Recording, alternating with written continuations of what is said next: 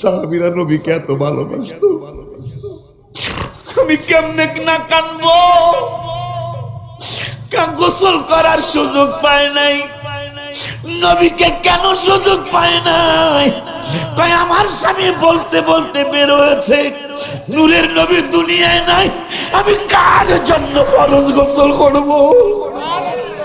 আমি কার জন্য পাক পবিত্র হব?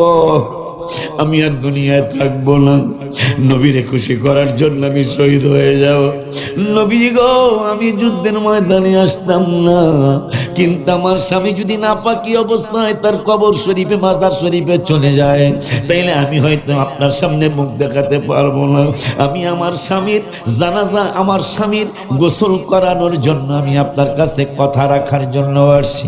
আমার নূরের নবী সাহাবীদেরকে কয়, সাহাবীরা আমার হানজালার লাশটা খোঁজো। হানজালার লাশটা কোন জায়গায়?